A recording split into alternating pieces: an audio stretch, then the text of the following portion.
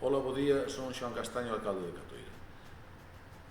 A multinacional Altri, coa connivencia do goberno do Partido Popular na Xunta de Galiza, quere construir no pleno corazón da Galiza unha macrocelulosa que vomitará ao río do Ulla despois de utilizarse nos procesos químicos millóns de litros de auga contaminada.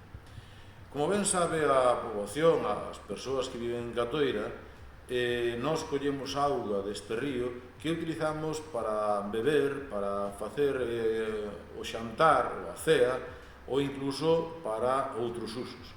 Pois ben, desde Catoira queremos dicir que non queremos que nos condenen o resto das nosas vidas a utilizar auga contaminada.